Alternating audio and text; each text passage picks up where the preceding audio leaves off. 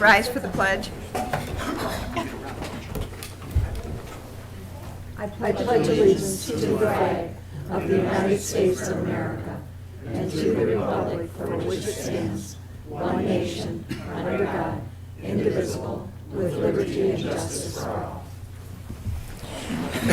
Roll call, please. Bunton. Here. Campbell. Here. Dempsey. Here. Ford. Here. Hill. Here. Crop. Here. Menser. Here. Acknowledgements, announcements, and communications and reports, including our quarterly department reports. I don't know who you want to go first. Does anybody on the board, first of all, have any announcements? Okay, then it's all yours. All right, I think we'll start with Captain Happy's here from the fire department, in Okay. case he gets called out. Take your time. This synopsis, I know you get it. Did you disseminate this to the other commissioners? I didn't get anything. All right, well, I'll just start from scratch. Good evening. Thanks for having us over. We've been pretty busy in the fire department. I'll touch on a few things we've been doing. We've had a whole lot of fire inspections lately and a lot of COs. Again, business is starting to come back to town, and it's great to see. Got a lot of people moving in. They're wanting to get pre-inspections to see what's going on, what's up with some of the buildings downtown. I hope you're not getting any complaints. We're trying to keep up. I know if anybody's getting complaints, it's probably Mr. Taylor. We're doing our best trying to keep up. We've been involved with, we actually did a flow, we don't normally do flow tests. We did one in conjunction with Mr. Murray there regarding the Victory Inn. That's moving along pretty well. I'm sure he'll probably update you in private session as to what's going on over there. The county administration project, I'm sure you're all aware there's a lot going on over at the county, and we've been trying to accommodate them. Trying to get over there. They're getting things done, and I went to the pre-demolition meeting, and they're doing an outstanding job. They had all I was very happy at everything that had been arranged before. The dust seems to be at a minimum. I see there's a little bit of dust over there today on some of the trees, and we said we would readdress that. If it becomes an issue, please somebody say something, we'll go over, and if we need to get involved, we'll get them some more hose line, whatever we got to do. Let's see here.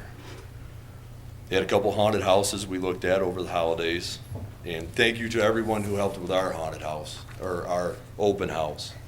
It was a great success again, and really appreciate all the people, DPW, the mayor, the commissioners, everybody who came out and supported us. Really appreciate it. It was a very good success. As far as training, we've been doing quite a bit of training lately. We have a couple new firefighters, as you know. We're very busy training them. They're in school right now. This week they're in pump op school, and apparently they've been very well trained before they went, because I guess they're top of their class already. We've done a lot of extrication training.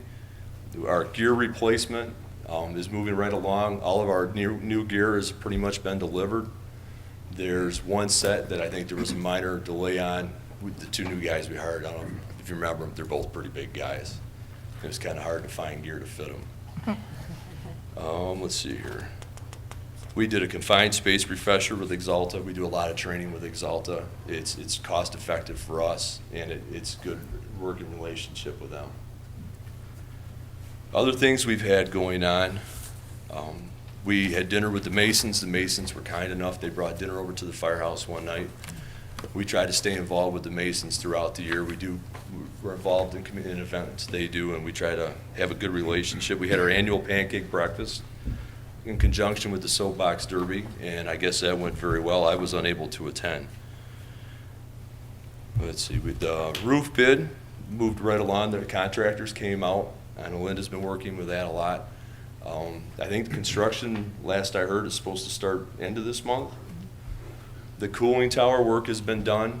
They've got a lot of the work done to get the new feeds over for the communications to the firehouse. That project's moving along very well.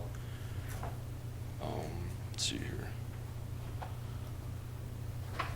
We attended the funeral of a fallen Detroit police officer. Unfortunately, they lost a police officer in the line of duty not too long ago. We went out to that. Our annual ground ladder testing is coming right along. And there's a couple other things I noted. We're moving along. We had a visit from MML, I believe, a week and a half ago, and it was a very productive visit. Very, very informative individual, had a lot of good information for us, and I've been rewriting our SOGs, our internal policies, and that visit alone helped a lot. So that is in turn making this revision a lot easier. Hopefully we'll have that done pretty soon. We did experience one fatality over the last month. We had a young man, he suffered a terrible asthma attack. One evening, there was a large altercation broke out over at Gibraltar, and the police were overwhelmed, and we had people coming from all over the county to help the police, and this happened to come in at the same time. And with the help of a few of the responding Clinton Township police officers, we were able to bring the boy back for a short time, got him to the hospital, and he unfortunately did pass away. It was a terrible, terrible thing. We've had a couple of house fires. You touched on the other day. We had a house fire just the other day. Came in as 4 people trapped, and luckily nobody was hurt. Confined to a very small area of the house, very little damage to the house. We did have a suspicious fire over on the other side of town. This house happened to catch on fire a couple days in a row, so it's under investigation. Again, I've been trying to work with the other departments. I was very interested in the waterfront redevelopment kayak project that's going on, and I've touched base a little bit here and there. If there's something we can do as far as offering, to use it as a rescue launch, if that will help in obtaining funding or anything, more than happy to anything we can do. And that's about it. Does anybody have any questions? I know I kind of touched on a bunch of things. I'm sorry to jump around so much. I have one question. When you're rewriting your policies and things, are you including or taking a look at the volunteer fire department? Oh, yes. Their policies so that they are, They're- coincide with what you're doing? Yeah, what I've done is, we haven't had a revision of policy in a long time. Mm-hmm.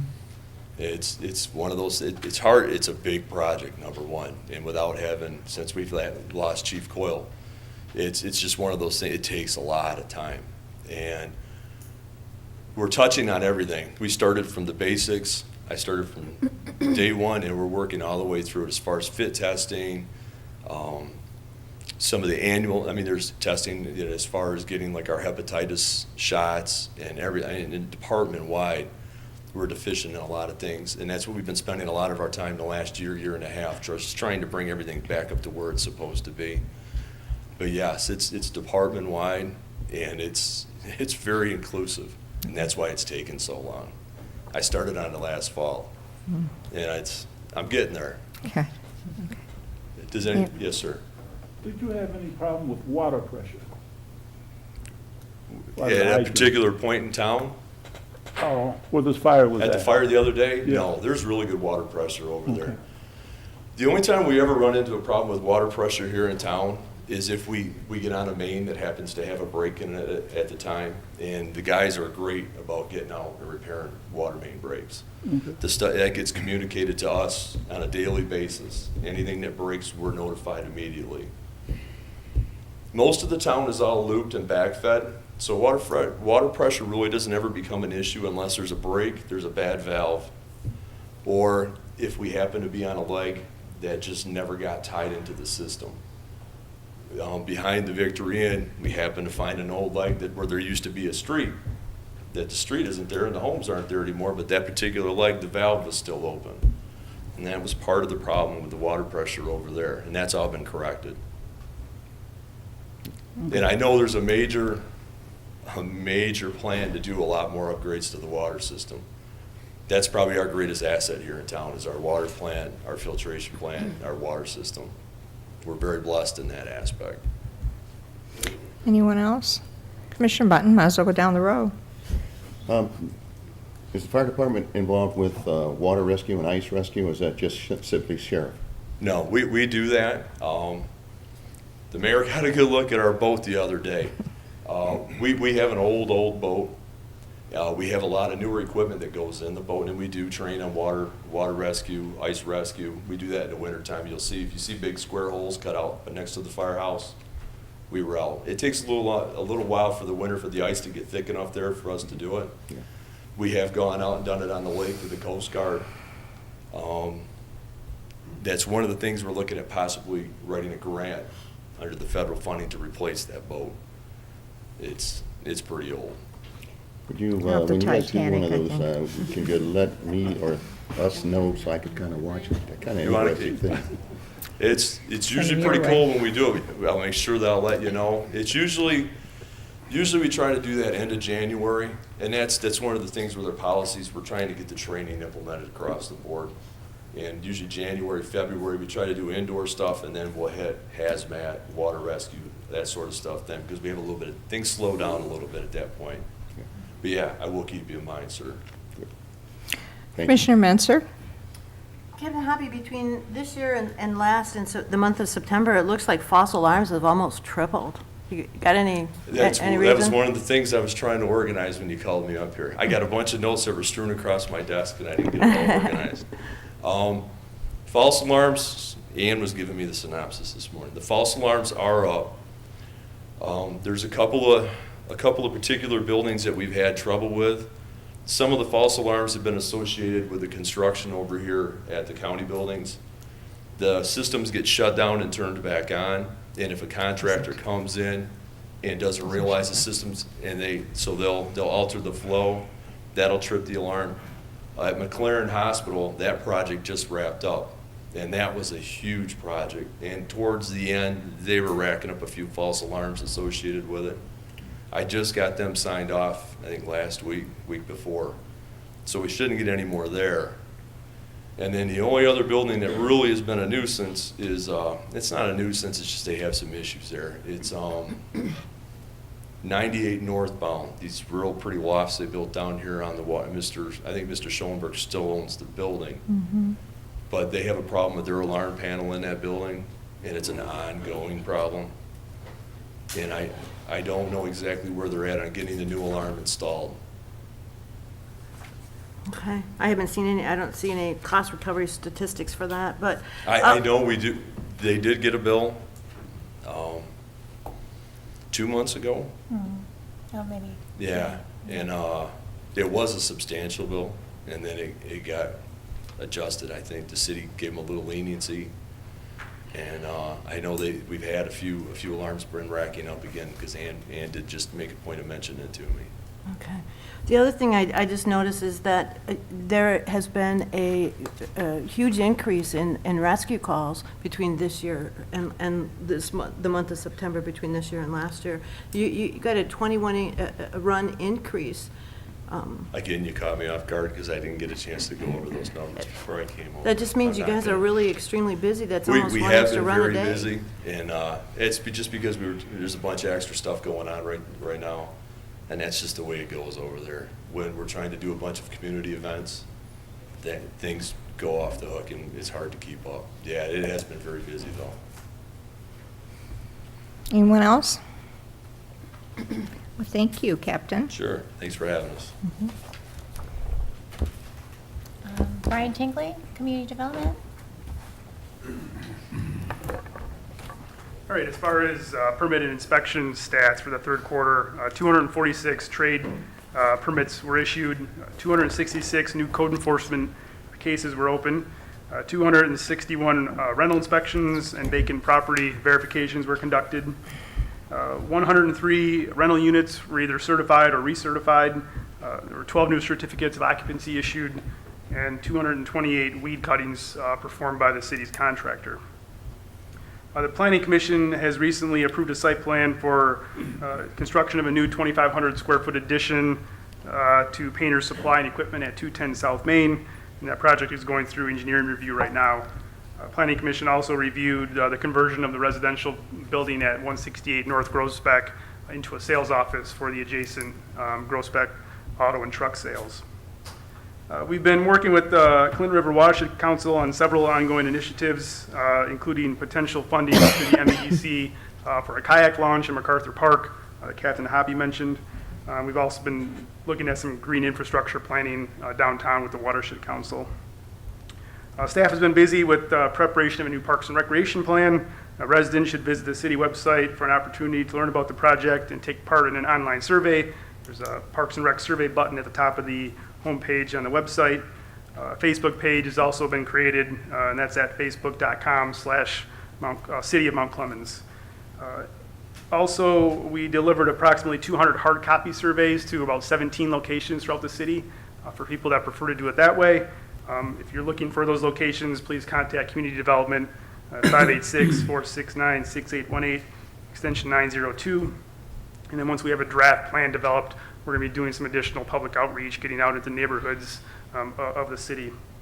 The mayor and commission should have received a report from our grant writer, kind of highlighting some of the things that she's been doing since she's been under contract with the city in June. The primary thing that she's been working on is United States Department of Agriculture grant and loan program for community facilities. This would be for the construction of a new farmer's market shed in the downtown. So we're excited about that, and we have other meetings lined up continuing to work on that project. And I think that's about it. Any questions, Brian? Commissioner Menzer? Brian, I was just looking over the report for Davis Kirksey, the grant writer, and it looks like a lot of this is either the waterfront development or the, farmers market sheds. And I'm wondering, I just, read in the paper that there was a round of grants that went out for infrastructure. So I'm wondering if these look like DDA things to me. I'm wondering where the grants are for the city, the infrastructure, the fire department boat, things like that.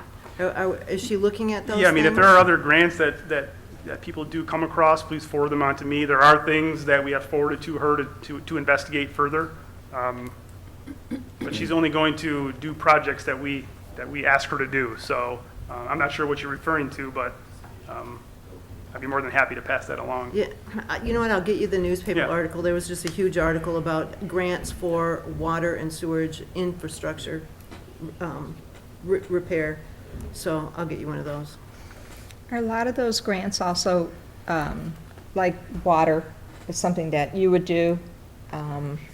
The boat, you're doing that, if I'm not mistaken. So we do have people on it doing these grants. I don't see her role as the only person now writing grants for the Right, city. I mean, right. I think department heads will also continue to seek out opportunities for grants. I don't think would have the time necessarily to do everything, but there are definitely, whatever's out there, we can at least discuss with her, for sure.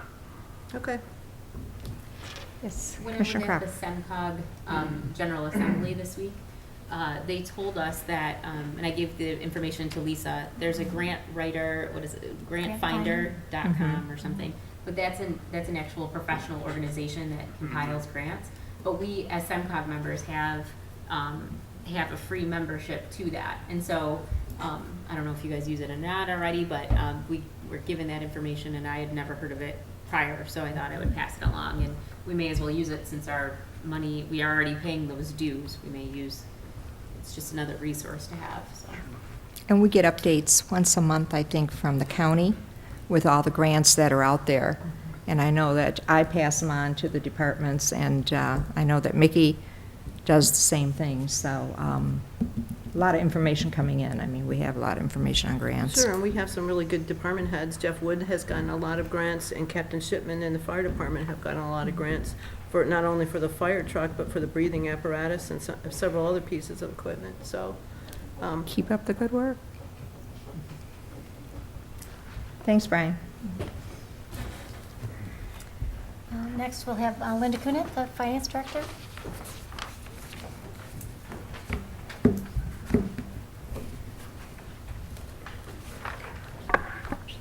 The Finance Department's been very busy this last quarter, namely with our annual audit. Our auditors, Plant Moran, came in. They wrapped up the onsite just a few weeks ago. They've got some more financial statement preparation to do, and hopefully we'll have the report in the next month to present to Commission, as we do every year. Also, in the Assessing Department, they held a July Board of Review for 80 properties and are currently preparing for December Board of Review and conducting personal property audits. Staff is visiting every business location in the city and reviewing building permits and performing land analysis for each class and neighborhood to establish 2017 values. There were 6,337 summer 2016 property tax bills that were mailed and processed, including 106 senior tax deferments. The accounting department is pleased to announce the hiring of a new full-time employee, Mary Ann Ross. She's fit in very well. She is going to be processing utility and accounts receivable billing as well as accounts payable invoices. The city had an average of 2,200 utility bills per month that were processed this past quarter. 168 properties had delinquent water bills, water bill payments, broken arrangements, and were shut off, and it generated $3,000 in fees to turn them back on. The finance staff assisted in establishing a contractor to handle COBRA benefits for our employees, as well as contracted with an agency to handle additional background checks for new hires, and also calculated contract changes for the 3 collective bargaining agreement changes that were made. For IT, as Captain Hopke mentioned, the IT fiber connection between the fire and City Hall is underway. We're hoping to wrap that up yet this week, and that'll enable enhanced connections at the county dispatch as well as between the buildings. And lastly, our purchasing department, very busy, wrote and posted 9 bids on Mitten, cable, and the city website, processed 7 insurance claims, 250 purchase orders, and 26 agenda items for the commission's approval. Do any have any questions? Thank you.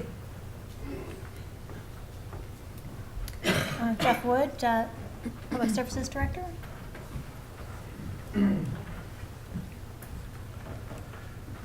During the last quarter, the Public Service Department has taken delivery of the new bucket truck and received the training for the maintenance and safe operations. We winterized the irrigation systems, the downtown fountain, and the city buildings and boat docks.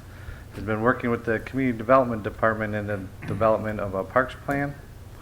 We met with the city's asphalt contractor and the utilities department to identify the areas that will be patched with asphalt in the upcoming weeks. We began meeting with some local soccer teams to assess the potential installation of soccer fields at Memorial Field. In the upcoming week or so, we will be installing a memorial bench and tree at Olson Park. We performed monthly monitoring of landfill gases at the former Mount Clemens landfill site, completed the street striping program, and replaced traffic signs as needed due to damage or poor reflectivity. Trimmed 63 and removed 18 city trees as requested and deemed necessary. Submitted the Title VI report to the Michigan Department of Transportation, certifying compliance with the Civil Rights Act of 1964. We have begun preparing the winter snow removal and salting equipment, held monthly training with this last month's training focused on MSDS, issued just over 2,000 parking citations, generating approximately $107,000 in meter revenue, and supplied services to just under 18,000 persons utilizing the dial-a-ride system. Any questions? Commissioner Ford? I would like to know who put the pretty flowers in front of Seaburger's restaurant. Who did what? I'm Put sorry. the flowers in front of Seaburger's restaurant. That was our department. That was the DPS. Nice job. Thank you. Anyone else? Thank you. Blair Seelover from FMV Operations for Utilities Department. Hi, everybody. I do have copies of my report. It was included with your packet electronically, but I didn't get a printed copy here till tonight. So I do have a copy of that. We had a pretty decent summer. You guys know the CIP work that we've been back and forth with you with. That will be finished by the next council meeting, so I'll have a water CIP for you to approve by at that time. At this time, I did include in my report the wastewater CIP, so that's the other piece of this puzzle. And then over the next 3 months, we'll be working on those to generate the ones for next year and keep moving forward in that direction. We've had a fairly smooth if there is such a thing in my business, last 3 months or so. The wastewater plant has only got a couple deluges of rain. We've been fairly dry. There wasn't a lot of issues with that. That said, we did process almost 4 million gallons of water. IPP Exalta's permit's done. That's a big one. That's one that's kind of out of the way. The retention basin, I think they're done. I haven't been over to check today, but I think when we wrote this last week, there was about 100 yards of sludge left. They're finally getting it done. That's all out of there. Deodorizing system, that was early this year. As hot as it was, I think the last meeting I was at, there was a lot of odor complaints with that basin being cleaned. We did make some modifications. Hopefully those have helped. They kind of cut the complaints down to nothing. Polymer pump was installed at the wastewater plant for the desludging of running the centrifuges. That was absolutely critical. Emergency response plan was updated for the generators. Hauled some sludge, quite a bit actually, about 500,000 gallons over the summer, which is a lot for a summer. UV lights have been updated. We survived a 2-inch rainfall. That's a big deal. That's a giant rainstorm without any glitches at all. Most of the stuff's detailed in this report. I don't want to read the whole report to you. That'll probably be thankful for everybody. The big things, we did find some major, when we got the RTB cleaned out, there are some failures in those relief valves. We're going to attempt to replace those. I did talk to Kyle a little bit about getting that done, but that's kind of still in a planning phase. We did survive a lightning strike at the water plant. We got some lightning arresters that had to be replaced. Survived the ozone system. The ozone is shut off. I know Ron had a complaint of musty water. If anyone else does, I'd like to know about it. So we are running kind of warm in the lake still. Our supply water is still kind of warm. So we may have ran out of oxygen a little early, but normally this is the time of year we shut her down. So that's been a good thing. Diving inspection's been done, and we removed some alum sludge at the plant. That's what we've done in the last 3 months. Does anybody have any questions? Thank you. Okay.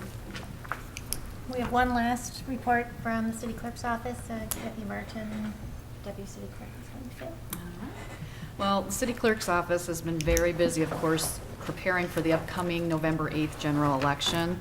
I recently visited Clinton Place Senior Housing Facility to offer residents help to register to vote and request an absentee ballot for the November 8th election. It was a good opportunity to also welcome new residents and answer questions. Absentee ballots for the November 8th, 2016 general election have been mailed. If you would like to receive an absentee ballot, please contact us at the city clerk's office. The last day to request an absentee ballot is Saturday, November 5th, 2016. The city clerk's office will be open from 8:30 until 2 to process and receive absentee ballots. Voters may also come into the city clerk's office on Monday, November 7th until 4:00 p.m. to obtain an absentee ballot. However, the ballot must be voted at City Hall. The general presidential election will take place on Tuesday, November 8th, 2016. The polls will be open from 7:00 a.m. until 8:00 p.m. Please call the city clerk's office for precinct location information or visit the clerk's page on the city website. Voting precinct number 1 has been temporarily relocated from Turner Chapel Church to M.L. King School located at 400 Clinton River Drive for this election. And anyone who would like to volunteer to serve on a board, committee, or commission can contact the city clerk's office for an application.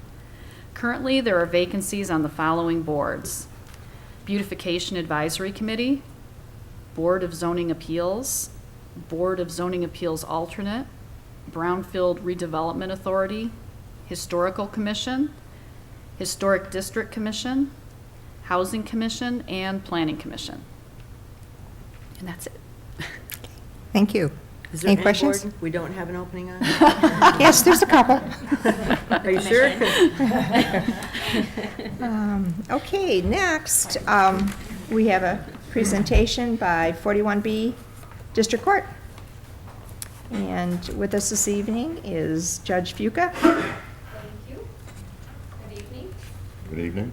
As you know, Mayor Dempsey, the Court Management Council has met and reviewed our budget in detail and have voted to approve our budget. I'm assuming that all of you have received a copy of our proposed budget for 2017. I'm here to ask you to adopt that budget and, of course, answer any questions that you may have with regard to this year's budget. I can say I sit on the committee, the Finance Committee, and the court has done an excellent job in maintaining their budget and also funding their retirees, health care also.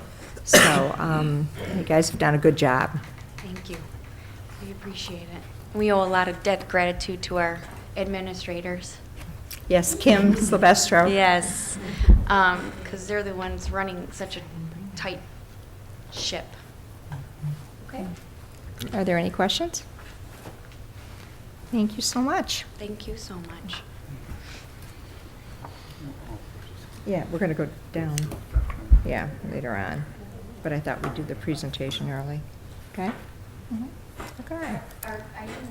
Yeah, we will. It's further down, but we wanted you to give your presentation, so if you had, it's up to you. I don't think there was any questions, so there shouldn't be any questions when it gets to it. Okay. You had, they had their opportunity, right? All right. Thank you.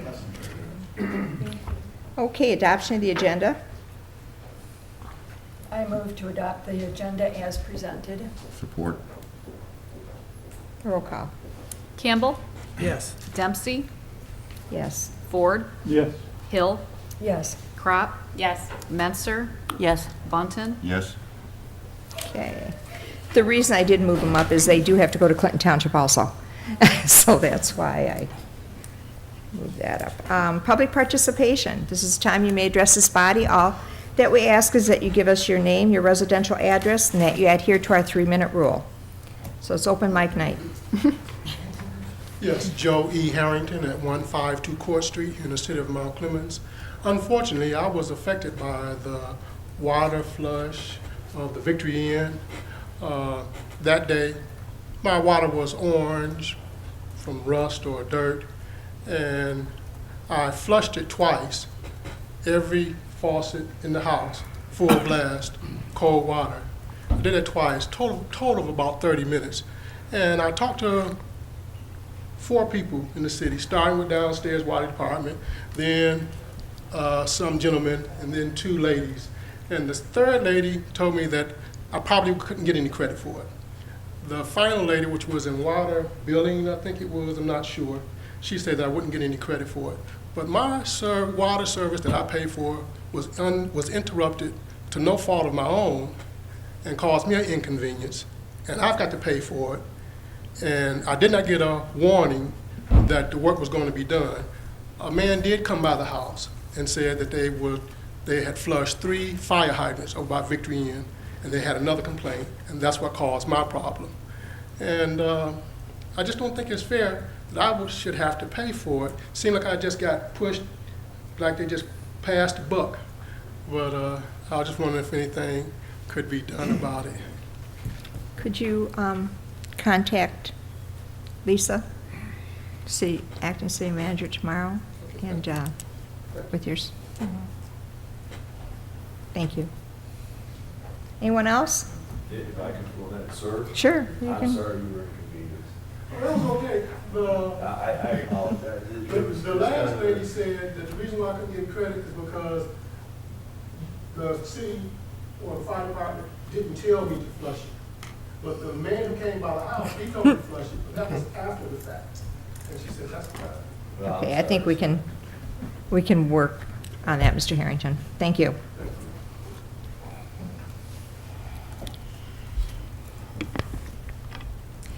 Nikki Weiss, Mount Clemens Downtown Development Authority, 18200 Terra Drive, Clinton Township. I just wanted to remind all of our residents about our Halloween Spooktacular that's coming up on October 29th. It's our family-friendly trick-or-treating from 1 to 4. Also, we have the Mount Clemens Optimist Club that will be doing the trunk and treat at our new parking structure, and they'll be running from 12 until 3. While supplies last, we have free trick-or-treat bags, candy. We'll have a putt-putt Halloween course for the kids, and a Roscoe the Clown show at 2 o'clock. Hazel the Friendly Witch will be meeting and greeting the kids from 3 to 4. And the Mount Clemens Lions Club will once again be doing their kid-friendly haunted hallway from 1 to 4, which is the hallway that leads to the Viscamp building and runs alongside of Chantel's Jailhouse Deli. Also, I want to remind everyone that back by popular demand, Girls Night Out will be on Thursday, November 3rd from 5 to 9.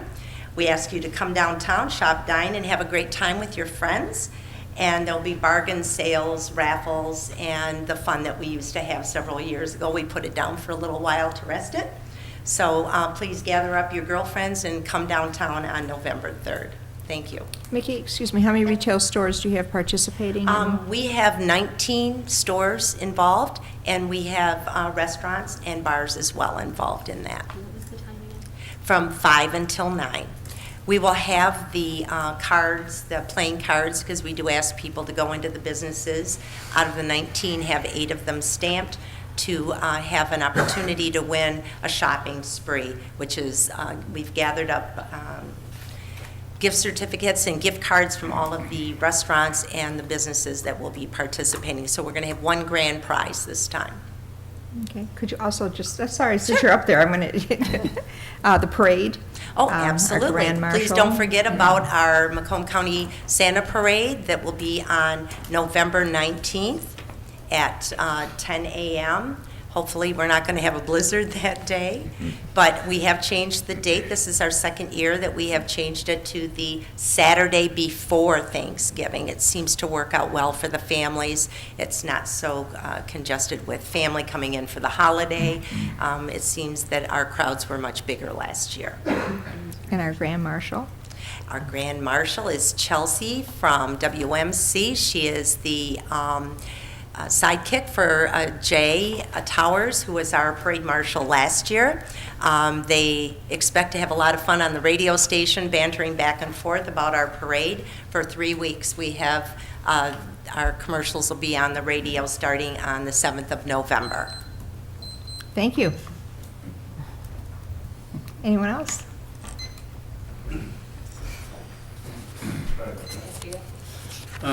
My name is Rick Block. I still live on Cambridge, 207 Cambridge. What was that again? Got several items here. We can get through them all. One of them popped up after I got here tonight with the quarterly business reports. I asked this question 3 months ago and sort of didn't get any answer at all other than a bunch of blank looks. Why is there not something in writing, either on the website or a copy somewhere where we can see, so we can see how the departments are doing? They say they did this, they say they're gonna do this time. You know, we have no idea what has been accomplished, just what they say they have done. You're not implying that they don't do what they say, but it would be helpful to the people who could see what's going on. There are still no minutes online for the meetings or for the work sessions. I think this is at least the 3rd time I've mentioned this. Speaking of minutes, I noticed in the minutes that you're going to be asked to approve later on, there are no comments or questions or by the commissioners for an item that's on there. This was up, we voted okay, the end of it. There's no, and minutes are a public record. They're supposed to be complete. How can you say something's complete if you don't have everything in it? Item 7 on your agenda, administrative response to issues and questions.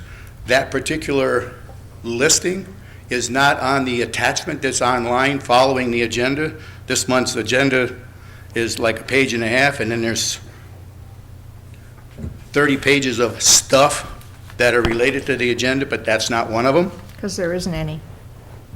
Okay, but I'd be willing to bet that the months that they did read something, there wasn't one there on the thing. Item number 10A, you're going to request approval to set the date for the first public hearing of the downtown maintenance program. What's the downtown maintenance program? Where can I see what the plan is? Is it online somewhere? Is this something that's going to come as, out of the public discussion that happens? I assume there is a plan, just like to see what it is. The next one, the city manager's report. The first item on the letter for there says that there's a special meeting next week at 5:30, next week Monday at 5:30. We're going to review the candidates for the city manager's position. Can we see a thumbnail sketch, a thumbnail resume or something, so that we can see what's there? I You can mean, come to the meeting, because we Yeah. haven't seen it yet either. okay. So, But can something be published? Not till the meeting. not Pardon? until the meeting. Not until the meeting. Okay. Will we be allowed to ask questions at that meeting? No. No. It's in the Attorney inner- says no. And the last one I have, last item that I have, I printed this thing it talks about what you're going to be asked to look at for the public hearing tonight. That's on there. There are 10 items on this little listing of possible areas of where money could go or things could be done. I didn't look for all of them, but I did hear tonight that one of them, the Parks and Rec, has something on there. We could look at that if we wanted to.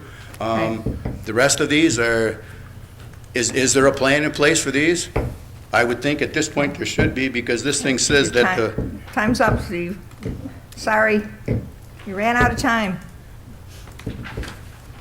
the money has to be spent. We've already wasted 3.5 months. No. Julie Frusciano, 686 Wellington Crescent. Mine will be on a little more of a lighter note. I wanted to inform you guys of some awesome things that my family and I have been doing in the community, and also thank everyone who has been involved, starting with the fire department. My family and I, we had a chance to do the pancake breakfast and go over to the soapbox derby after, and I have boy and girl twins who are 4 years old and a daughter who's 5, so we really enjoyed our time, so thank you. No problem. We also attended your open house, and I don't know if you may remember this or not. I was getting ready to leave, and I cannot carry 3 pumpkins with 3 small kids. We were not able to stay and carve them. And Mickey Weiss and Captain Hoppy both, along with another firefighter, offered and volunteered to carry the pumpkins to my car, which might not seem like a big deal to a lot of people, but to 4- and 5-year-olds it is. So thank you guys, we appreciate that. We had fun, we bought sweatshirts, we played in fire trucks, we did cakewalks and the dunk tank. So we had a really good time. Also to the Mount Clemens High School, my children and I got to go to the homecoming parade, which was very awesome. My parents are alumni of Mount Clemens. They met there, class of 69 and 70, married in 71, still together, very proud of that. So I was able to take my children to the parade, and they were very excited to meet a real king and queen. So that was a very fun thing for my family, thank you. I would also like to give credit to the Mickey Weisses of the community, the Denise Metzgers, Mayor Dempsey. You women give very good role models to someone like myself, so thank you. Some of us neighbors have started in the Seminole Hills area a neighborhood watch. We passed out flyers, and I would like to thank all of the volunteers that went door to door, passing out the flyers, talking to people, going online, making phone calls. It's a lot of work, and it's worth it, because this is where I live, work, and worship, and I want to demonstrate pride where I live. We expected maybe about 20 people for a turnout. Denise Metzger was kind enough to help and play a major role in the organization and the agenda for the meeting. Phil Gilchrist was able to offer us the basement of the Anton Arts Center and host it, and we had no idea, nor were we expecting a turnout of 98 people. So this was huge. So thank you for your support. And also I would like to thank Mrs. Stevens. I'm so sorry, Mrs. Stevenson, because I'm sorry, I forgot you on my list, because she is also a very huge role model to me in the community. So thank you all very much, I appreciate it. Thank you. Anyone else? Ruthie Stevenson, 69 Bain. November the 8th. Everybody remember November the 8th. You have power in 2 places, your voice, and on that day, your vote. Don't forget to get out and vote. So much was paid, the price was paid for you to be able to stand. And I always say, I don't want to hear your hooping and your hollering on this, that, and conversation if you didn't utilize your voice or if you didn't utilize your vote.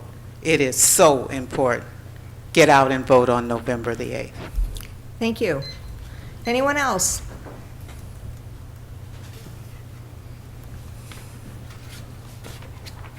Hello, everyone.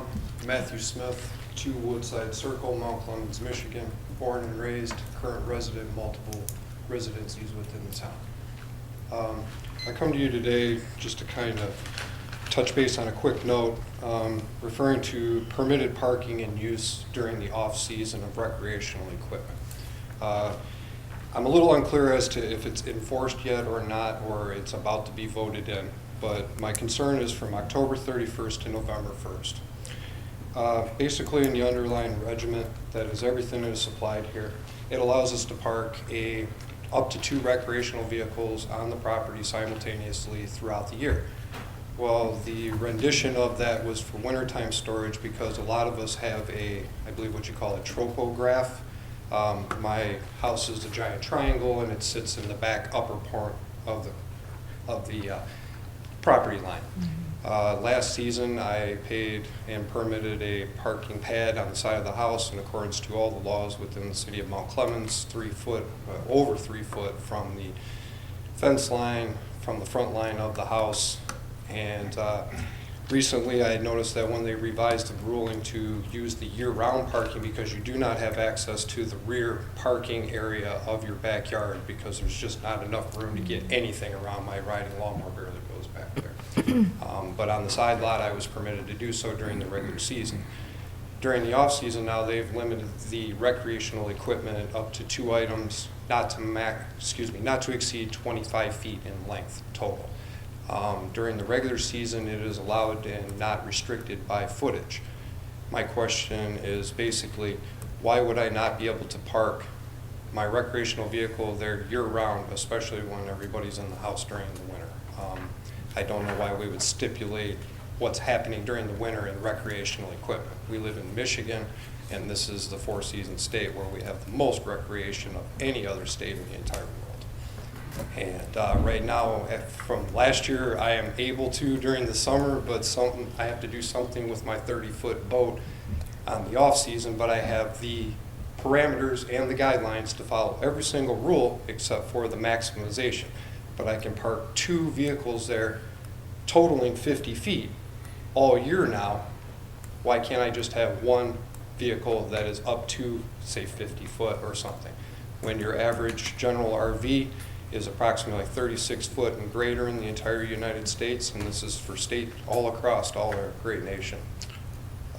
And the average size boat in the state of Michigan, which we live in the water state, which I condone very well. I think our waterways are the most wonderful thing on the planet, and I have a large boat and I want to be able to park it on my side lot and be able to use it as recreational equipment. I'm only 3 miles from the lake.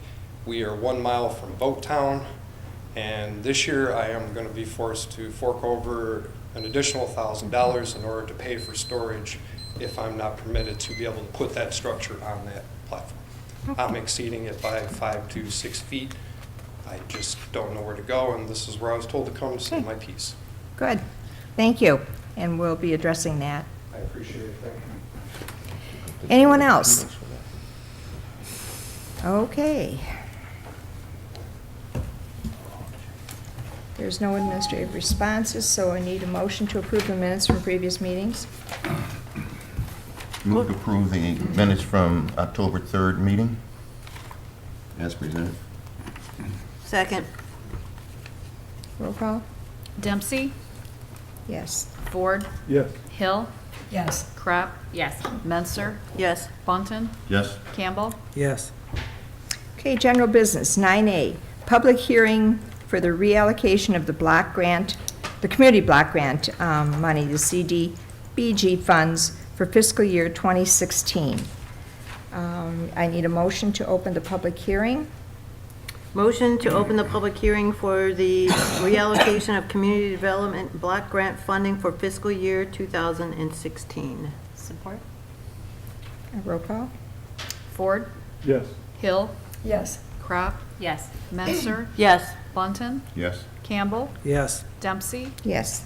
Okay, this is a public hearing. Did you want to read that first? Go ahead.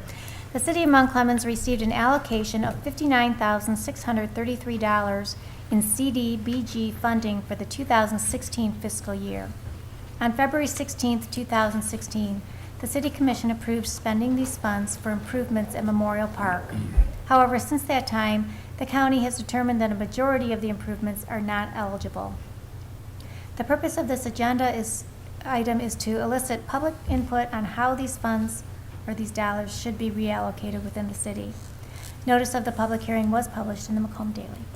Okay, and this is public hearing, so anyone can address this subject matter.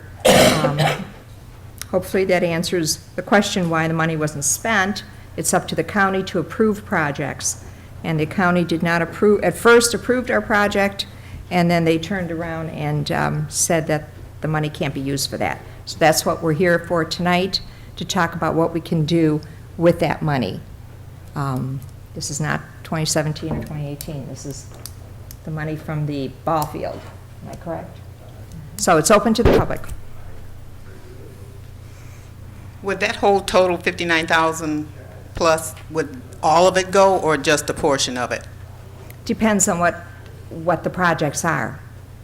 Am I correct? I mean, if there's a couple projects, or if there's one major project, I think it depends on what the commission decides once we hear the input.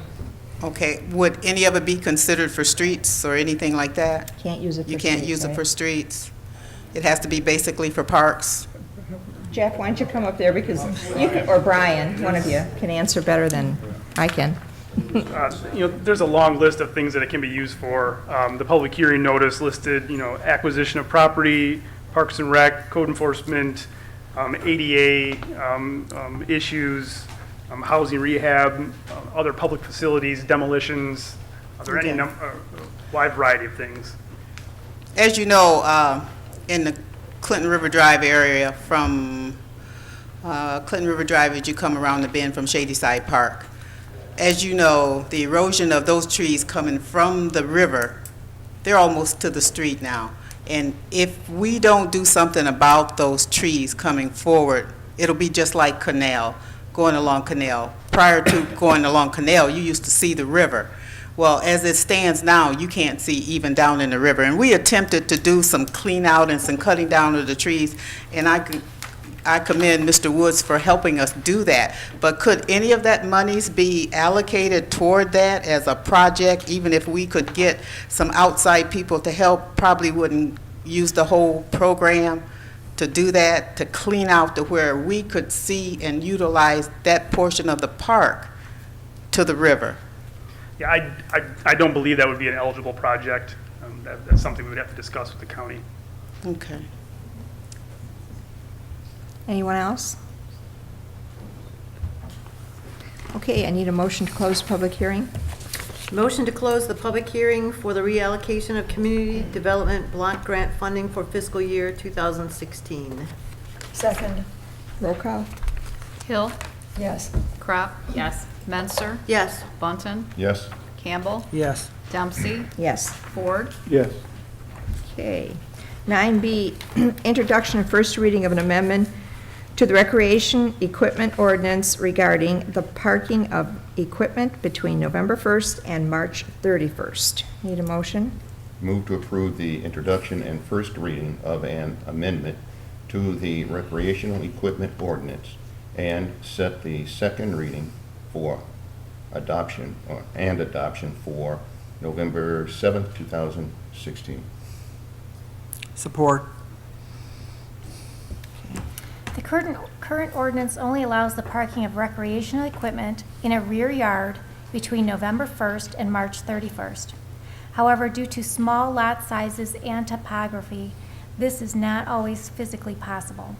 The proposed amendment would allow the parking of recreational equipment not exceeding 25 feet in length in a side yard between November 1st and March 31st, but not closer than 3 feet from the side lot line and screened from the adjacent property by a solid fence or landscaping 6 feet in height. This amendment has been reviewed by the city attorney. Okay. Comments, questions? We talked about this, the recreational Commissioner vehicles. Menzer. Thank you. Once before.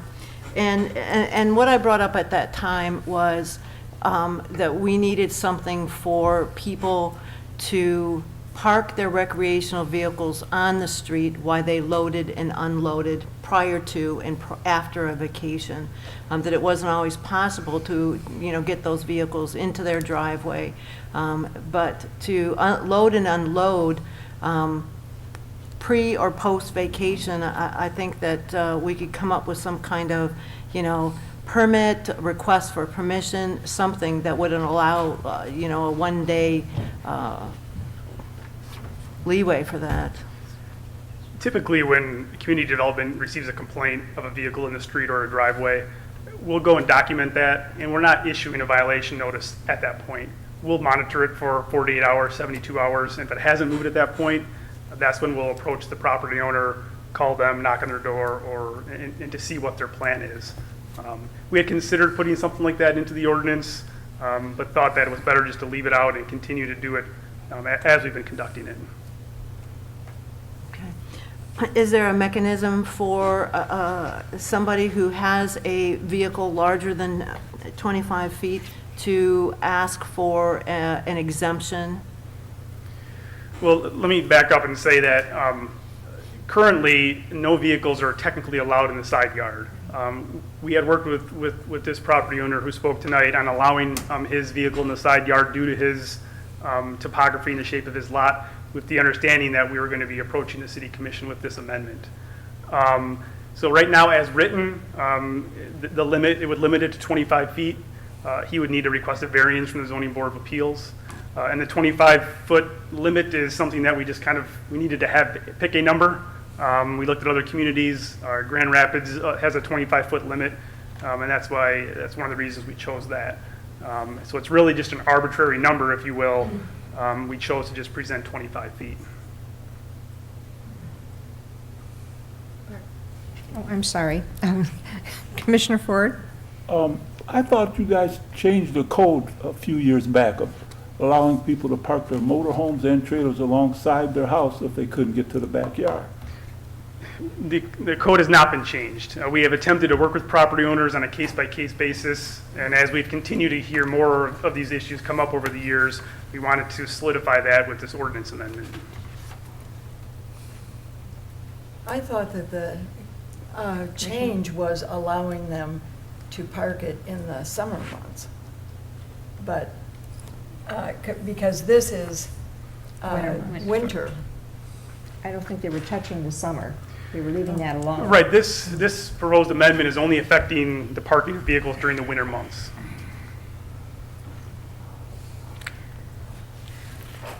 Commissioner Button, did you have? Oh, I thought you were. Okay. Anyone else? Would you be opposed to, I mean, if the average, the gentleman was saying, if the average RV is 36 feet, I mean, would you be opposed? Is there an opposition to that, I guess, would be a question in my mind. Yeah, I mean, without doing some really intensive research on what, what people's size of their vehicles are, it's hard to say. I wouldn't personally be opposed to that, no. To some degree, the size of the lot itself is going to dictate how large an RV someone can have. When we're talking about some of the real small urban lots, most people can't park an RV anyways. So I'm sorry. Go ahead. If we have 25 feet in the ordinance, there is an avenue of going to the zoning board of appeals. Right. And getting a variance. Sure. So that it doesn't mean that you're absolutely not going to be able to park. And if it was 36 feet, as long as they could meet the screening requirements, the setback requirement, and they still had room in their side yard, I personally wouldn't have an issue with that. I think that's probably the issue, is the fact that most side yards are not that long. Mm-hmm. So it would almost have to come on an individual basis, because the issues that we have even up in our area, there's a boat that's been sitting there for years and years and years. It's considered on their side, but it's on a main thoroughfare. Mm-hmm. But it's on a side and it's wide open, it's not closed.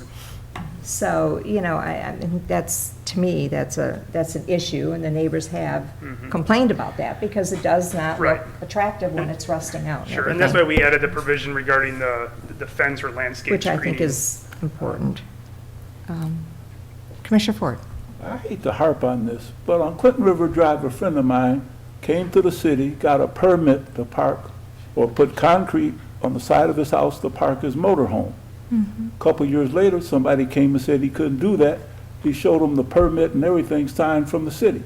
Now you're saying he can't do it? He can.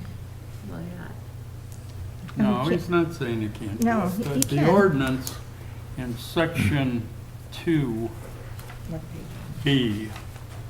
okay, if recreational equipment is parked or stored outside of a garage, it shall be parked or stored in the rear open space or behind the front yard of the house or building line, and set back from the side and rear lot line a distance of at least 3 feet.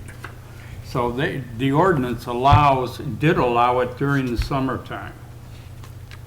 It has to be behind the front line of your house. Okay, so it could be on the side of the house, as long as it's behind the front line of your house. So that's been allowed for quite some time. This amendment is merely for now permitting winter storage of RVs. Correct? Yeah, correct. I mean, at the end of the day, we're trying to provide relief to property owners with this amendment.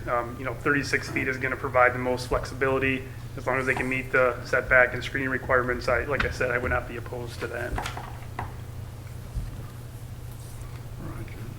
I'm sorry. I just want to Commissioner? reiterate the fact that zoning board of appeals can be approached on this issue, and in most cases, if it's a reasonable request, they will probably give you the variance that you need anyway. At one time, I sat on the zoning board of appeals, and that was a thing that any reasonable presentation that we had, we can give a variance for. Who's,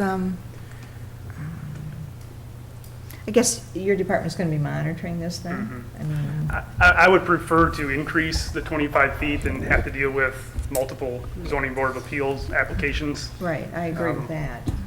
You know, There is a cost to go to the Z board, board, right, yeah. the appeal process, so.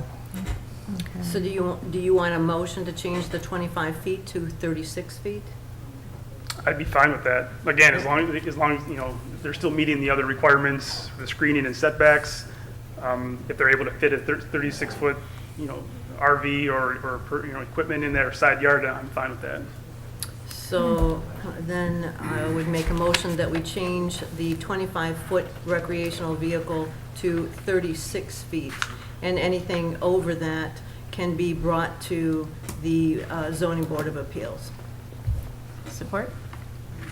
Actually, you don't have to include the point about No. going into the zoning board. Just change 25 feet to That's 36 okay. feet. And it's The done. zoning board of appeals doesn't go in the ordinance. Okay. That's- Okay, you made the motion, who seconded? Support. Okay. Any more conversation on it? Roll call. Crop, Yes. Menser, Yes. Bunton, Yes? Campbell, Yes. Dempsey, Yes. Ford, Yes. Hill. Yes. Okay. 9C is the request to approve the 41B District Court 2017 budget. Need a motion? Motion to approve the 41B District Court 2017 budget. Support? Chief Judge Carrie Lynn Fuga, District Judges Linda Davis and Sebastian Lucido would like to request approval of the 41B District Court 2017 budget. Are there any questions? Okay. Roll call, please. Menser, Yes. Bunton, Yes? Campbell, Yes. Dempsey. Yes. Ford, Yes. Hill, Yes. Crop, Yes. Okay. Here it comes. 9D. Request approval of a resolution extending a moratorium regarding the establishment of a business engaged in the dispensation, is that right? Yeah. Okay, or distribution of the medical, Mary Joanna. Or Mary Jane, whatever you want to call it. Move to adopt the attached resolution attached resolution extending the November 2nd, 2015 moratorium regarding establishment of businesses engaged in the dispensation or distribution of medical marijuana. Support. She threw me off. Has been eating the brownies or what? On November 2nd, 2015, the City Commission adopted a resolution imposing a 180-day moratorium prohibiting the establishment of any business or premises for the distribution or dispensation of marijuana other than for use by the person occupying the premises as a resident who has a debilitating medical condition allowing the use of marijuana as allowed pursuant to the state law. On April 18th, 2016, the Commission extended the moratorium for an additional 180 days, effective May 1st, 2016. This moratorium was based upon pending legislation which would establish 5 categories of regulated medical marijuana businesses, establishing licensing requirements and licensing fees for the same, create an excise and sales tax for medical marijuana, and allow municipalities to prohibit such businesses if they so choose. On September 14th, 2016, the State House gave final approval to said legislation, and the same was sent to Governor Snyder for signature. Based upon the foregoing, the administration recommends that the November 2nd, 2015 moratorium, as extended, be further extended for 180 days to review said legislation, to determine whether growing, dispensing, and distribution of medical marijuana within the city should occur, and if so, what regulatory controls should be implemented, and to further exercise due diligence in order to protect the public health, safety, and welfare. Okay, discussion? Commissioner Menzer? So Cranes Detroit Business put something out today. Actually, it's dated the 16th of October, and it talks about the Michigan Department of Licensing and Regulatory Affairs and how they are reviewing dispensary licenses, and they will be, review information about the officers, the directors, the shareholders, any partners, their criminal histories, and projected or actual sales revenue, among other things for licensing. But it goes on to say that they are just beginning to create the licensing framework, and applications won't even be accepted until December 2017. So I guess my question is are we only allowed to put this moratorium for 180 days, or can we make the moratorium until December of 17 when Lara will have the regulations? You can, completed? I would recommend that you do it for 180 days, and if at the end of the 180 days, things are not in place, then you can always extend it for another time period. And there's a whole lot of other processes that they are going to license. All right, it sets up 5 different categories. Growers are going to be licensed, so that process may be in place within 180 days. Dispensaries, provisioning centers, transporters, and safety facilities where they do testing.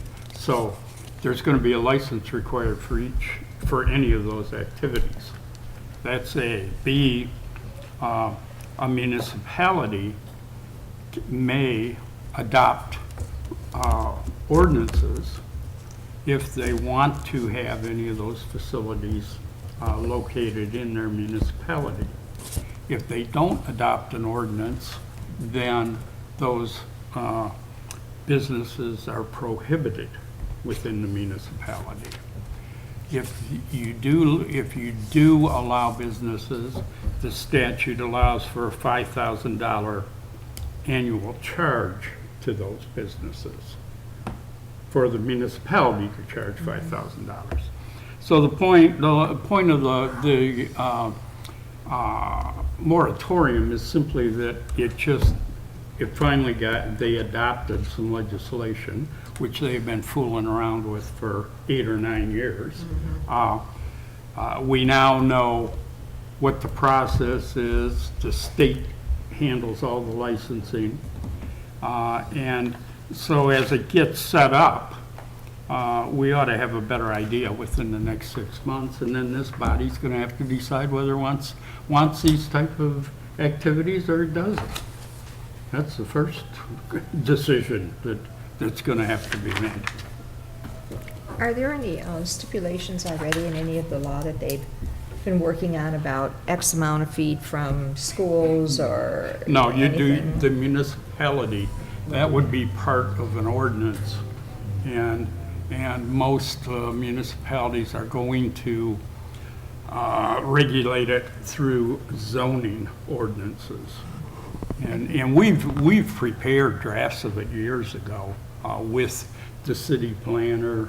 You know, he's found different locations that would comply, and we had a number of restrictions, like so many feet from a church, a school, et cetera. But that would be if the commission decides to allow any of these businesses, A, and then B, we would adopt an ordinance, and it would be a zoning ordinance. That's how Warren is handling it. I was at a meeting just recently, and Warren is doing it mainly in the industrial areas. Right. And then they are overlaying a map, only 5 in a certain area.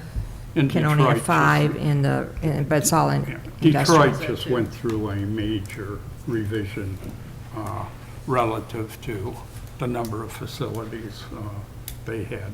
I don't know, a couple thousand, because they just sprung up willy-nilly, and now they're attempting to shut them down. So that's one reason why over the last several years we've had these moratoriums, so that we haven't been faced with the process of people opening up and then at a later date having to close down that operation. So this moratorium affects the 5, shall we say, distribution type areas that you It mentioned? affects growing, distribution, dispensing. People with cards and their caregivers are entitled to on their own property, you know, as long as they comply with the act. But it prevents any type of actual business operation. And that's what everybody wants. Everybody interested, every call we've ever received, they want to put in a dispensing center. Or they want to rent a big industrial building and a bunch of growers come together and grow. Well, this article says that it's a market that could top $7 billion this year across the United States, $7 billion. There's your economic development. Not the committee I'm on. Mine's downtown. Okay, what's your pleasure? Any more questions? Okay, roll call. Plunton? Yes. Campbell? Yes. Dempsey? Yes. Ford? Yes. Hill? Yes. Crop? Yes. Menser? Yes. Okay, 9E, confirmation of interim city manager's appointment of a human resource director. I need a motion. Move to confirm the interim city manager's appointment of Sarah Price to the position of human resource director effective October 17, 2016. Second. Go ahead, Lee. Who seconded that? The city's Human Resources Director position has been vacant since the retirement of Barbara Hergenroder in 2014. Pursuant to the Mount Clemens City Charter, the interim city manager's appointment of Sarah Price to the position of Human Resources Director is being presented for City Commission confirmation. Ms. Price is administration's preferred candidate for this important role as a result of her background, knowledge, skills, and experience with the city and its Human Resources Department. Ms. Price's annual salary will be $60,000. She will also receive a benefits package, as is the case with all city department heads. Okay, comments, questions? No? Oh. Commissioner Mutton?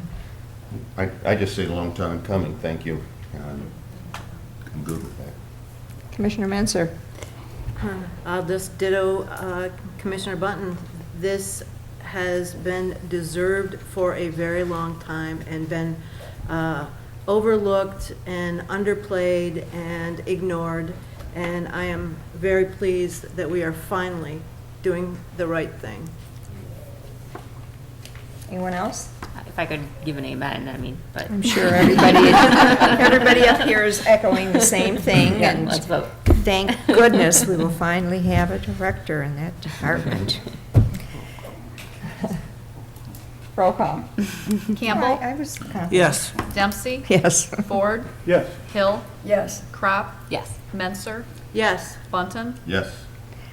Thank goodness we finally have a director in that department. Can she give a Congratulations. speech now? Okay, 9F, confirmation of the interim city manager's appointment to the assistant city manager. Need a motion? I move to confirm the interim city manager's appointment of Jeffrey D. Wood to the position of Assistant City Manager in addition to his duties as Public Services Director effective October 17, 2016. Support?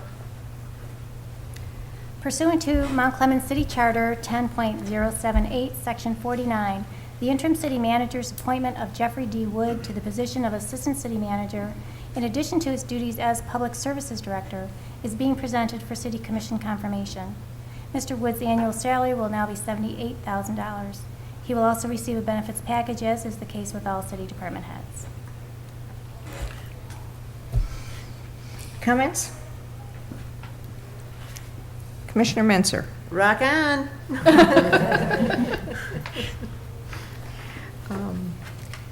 Just to clarify, I think as a city manager, assistant city manager, some of the things that in the past that have happened when the city manager goes on vacation or when the city manager is out, you know, they would have to sometimes, some city managers would give those duties to someone else, some of them wouldn't, and it was just extremely confusing. And I think we need some continuity and consistency with things like that when the city manager is not available, that we have someone to go to.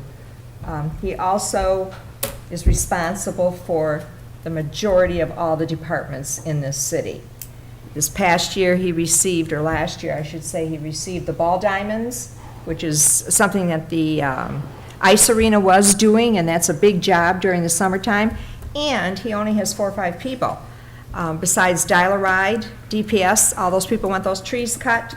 I think he's doing a heck of a job, and this is just something else he is taking on, and I think that he would just be a great asset in this position because we know who to go to when we need to.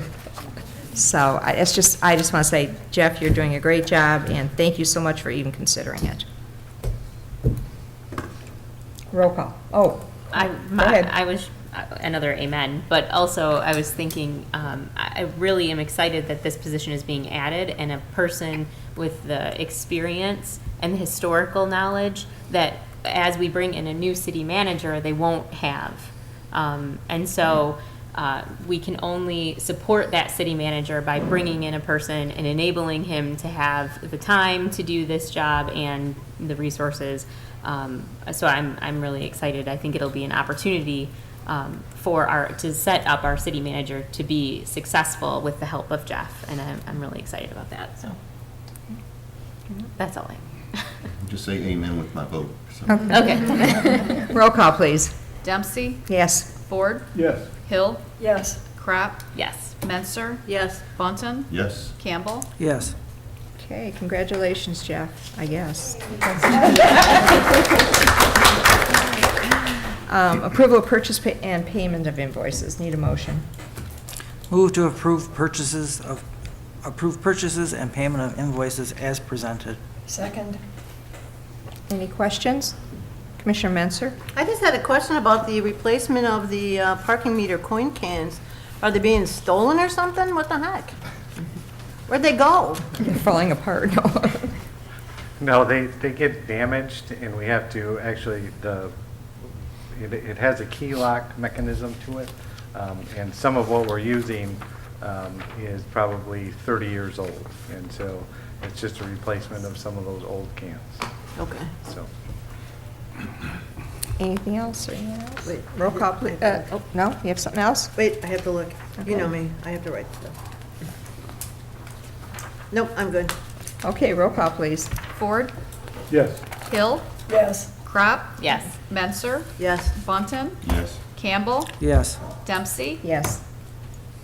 Okay, consent agenda. Motion to approve the consent agenda as presented. Support? Roll call. Hill, Yes. Crop, Yes. Menser, Yes. Bunton, Yes. Campbell, Yes. Dempsey, Yes. Ford. Yes. City manager's report. A special city commission meeting has been scheduled for Monday, October 24th, 2016 at 5:30 PM to review candidates for the position of city manager.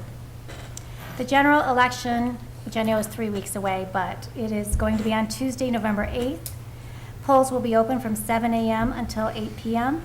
Please contact the city clerk's office at 586-469-6818, option 3, to request an absentee ballot, confirm your voter's registration, or find out your voting precinct location prior to Election Day. So I want to give everybody ample time to do that. Don't wait till Election Day to call. Halloween in Mount Clemens. Several events are scheduled on Saturday, October 29th in Mount Clemens. The Farmers Market Pumpkin Party will be from 8 a.m. until 1 p.m. on North River Road. For more information, please contact 586-493-7600. The Downtown Development Authority will host a Halloween spooktacular event from 1 p.m. until 4 p.m. at the Fountain Stage on Macomb Place. The Mount Clemens Optimist Club will be sponsoring a trunk or treat event from 12 noon until 3 p.m. in the new Macomb County parking structure on Main Street, south of Cass.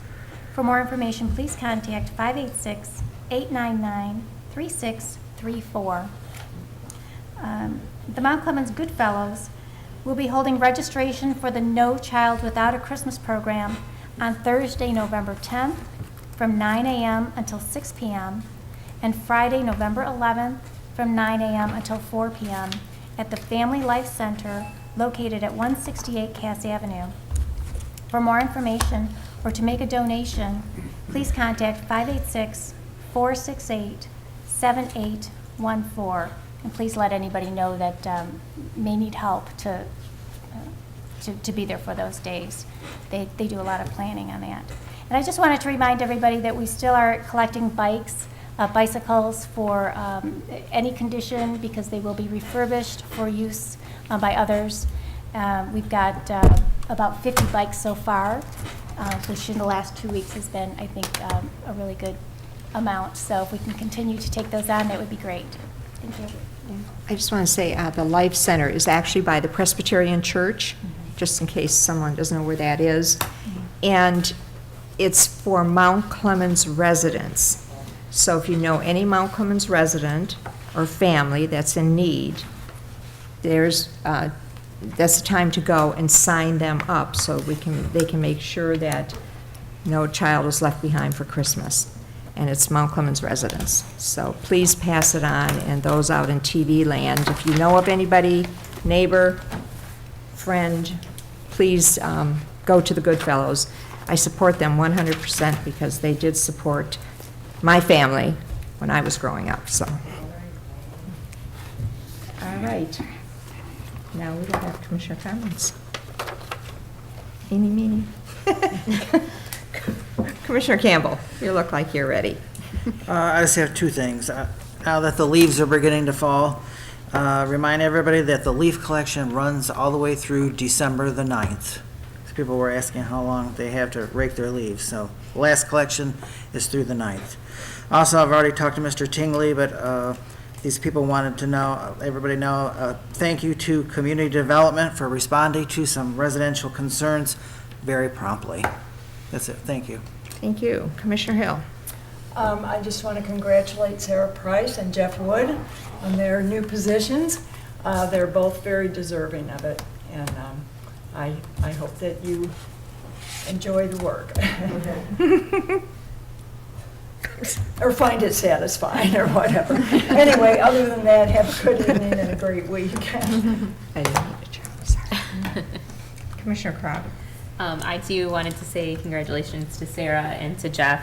I don't think we could have done an extensive search and definitely not come up with two better candidates. So I'm very excited that you're both in those positions. I'd like to thank those who attended my Commissioner Coffee Talks this last week, and that my next talk will be Wednesday, November 16th, which does vary from our Tuesday talk. I'll be on an airplane. So Wednesday, November 16th, and Saturday, November 19th, both at 9:30 a.m. at John's Family Grill. As I mentioned earlier, attended the SEMCOG, which is the Southeastern Michigan Council of Government. I'm the Mount Clemens delegate, and I attended last Thursday's meeting for the General Assembly, and I always find those to be really interesting and helpful. As a newer commissioner, I find that I learn a lot going and talking with other people who have been doing it for a long time and are in different communities, and I feel like I learn what other people are doing, and that can't hurt, it seems like. Also, this time they had they had breakout sessions, and this time I went to the Supporting Business Growth, and I was really happy to see that a lot of the things that other communities are doing were things that we mentioned in our master plan. So I hope that we can implement those and really go after those, because they were things that other successful communities are doing, and went above and beyond and mentioned those in a session. And so I thought, oh, I sure hope we do those, because I think that it's proven to help. And I'm excited to see that there is a Facebook page for the City of Mount Clemens, and I plan on going out to the car and getting on my phone and doing that and liking the page. So I encourage all of you to do that as well. Lastly, there's a new group in Mount Clemens. I'm going to read their flyer because I think it's kind of funny and better than how I could put it. Hey you, are you between the ages of 21 and 39? Do you live, work, and play in or near Mount Clemens? Do you have mad skills, like, skills that pay the bills? Do you want to be a part of something bigger than yourself? Then you're perfect for this. The Young Professionals of Mount Clemens is a personal and professional development group that encourages young people ages 21 to 39 from the greater Mount Clemens area to take ownership in the well-being of our downtown. They are going to getting involved with Young Professionals of Mount Clemens does not cost anything. However, some of their events may cost a minimal fee, and you don't have to, there's no dues or complicated requirements. There's no joining at all, really. You just connect with them on social media, which they have a Facebook, a Twitter, and an Instagram account, or come to some of their events. And of course, bring your friends. Their hashtag is YaySayersWanted. And so if you can connect with them at YPMC, so of course that stands for Young Professionals of Mount Clemens, and you can connect with all of their events. They just had a tour last Friday of downtown with Mickey Weiss, and are going out of their way to learn about our city and to connect with all of the young people of our city, but also of surrounding areas, to bring all of that energy and resources to downtown Mount Clemens. So we're really excited. If you have any questions, I, of course, would be happy to answer them. You can email me at lkropp@gmail.com, and I'll be happy to answer those for you. That's all I have. Commissioner Mansur. So, continuing my tradition, where I've been in the city in the last month, I usually do it the first week, and I forgot last time, but I've been to Your Mother's, Bath City. I've been to the Anton Art Center a couple of times. I've been to John's Family Grill, 3 Blind Mice, and I have had takeout several times from Gumbo's and once from Paco's. I've been to Paperback Writer in Weirdsville, and I actually hit Phil's Pharmacy also. So I believe in shopping local, and I try and practice what I preach. I was at the fire department open house, and last year when I assisted with it, I had to carve pumpkins. This year I got out of that, and I cooked, or, well, I didn't cook them, Lieutenant Mosheri did, but I helped pass out hot dogs. And it really struck me that some of the kids that we were giving hot dogs to, it seemed to me that this was their first meal of the day. And not only the children, but there were several adults that came that it appeared to me that this was their first meal of the day. So I want to remind you that there are programs that will help with this, and the Meals on Wheels is desperately looking for assistance for the holidays. So please take a look at that and be aware, if you've got neighbors, if you've got children living next to you that maybe what they call food deficient, contact, the county community services that may be able to help with that. It was a real eye-opener for me. Otherwise, it was a really wonderful event. The fire department did an excellent job getting things together, keeping the kids entertained, and showing good information. The extradition, that they did from the car with the Jaws of Life was really neat to see up front, or up close, and the kids were so thrilled with that helicopter that came, and the fact that they got to crawl all over it, and that armored car tanker thing that came from the sheriff's department. Our little man said that he felt like he was really a superhero now when he got in and out of that thing. So I thank them for coming and participating, and the fire department for just putting on an awesome event for the community. I had the great fortune to attend the Seminole Hills Neighborhood Watch initial organizational meeting yesterday, and as one of our residents, Julie Frusciano, said, we expected like 22 people, and we thought, well, let's plan big and we'll plan for 30. We were overwhelmed with the positive support of 98 residents. Everyone who came was very positive about the group, had good advice and good things to say, and and we thank Sergeant McFadden for coming and giving a great speech about do's and don'ts and best practices. But it was gratifying to me to realize that I live in a neighborhood where my neighbors keep an eye out, not only on me, but on the entire neighborhood. And I am very pleased and very happy that I live where I do. And those are my comments tonight. Thank you. Commissioner Bunton. Again, I would like to also offer congratulations to Sarah and Jeff. A long time coming, but it got here.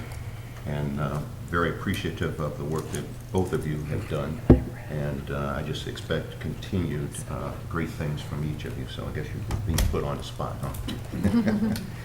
But thank you, and thank you for all the work you've done. I also would like to remind everybody about the voting. This is possibly the most critical election in modern history. The direction of our great nation is up to you, the voter. You cannot complain about things, and you cannot have a problem with it if you don't go and vote.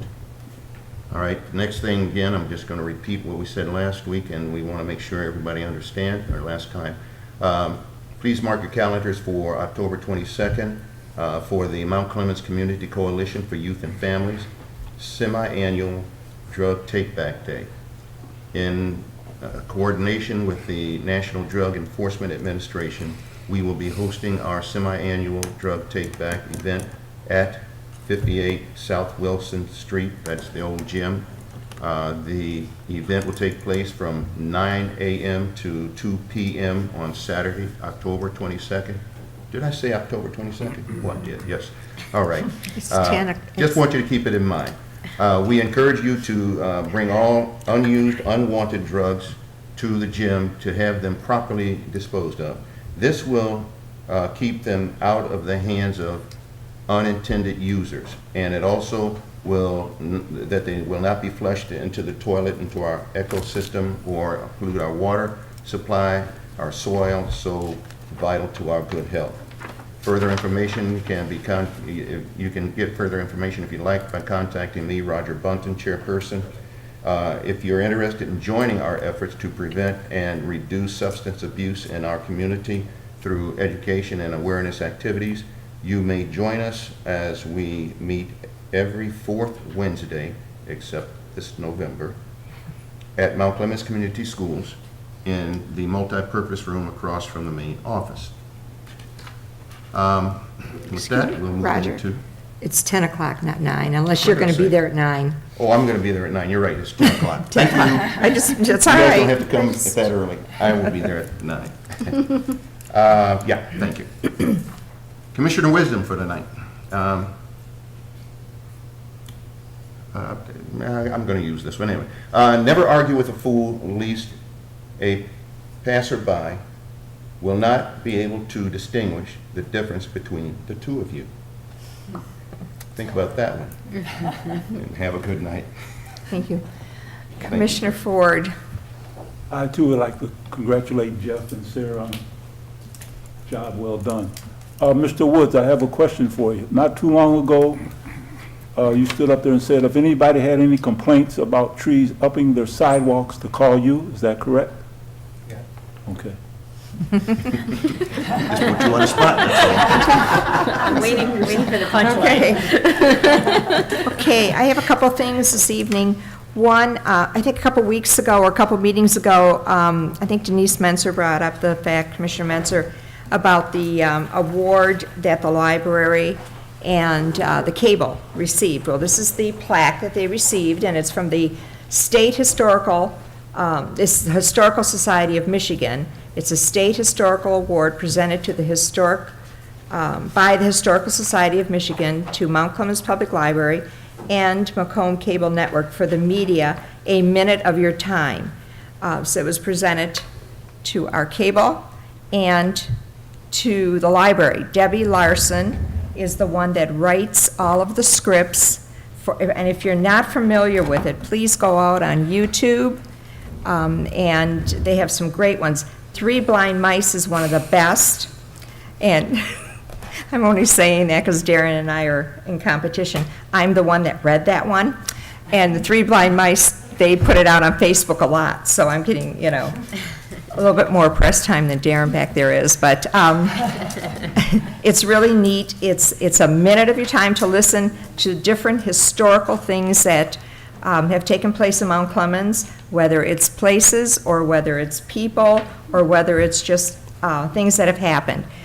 They're really neat, so do take time to look at that, and congratulations to both of the library and the cable for doing this.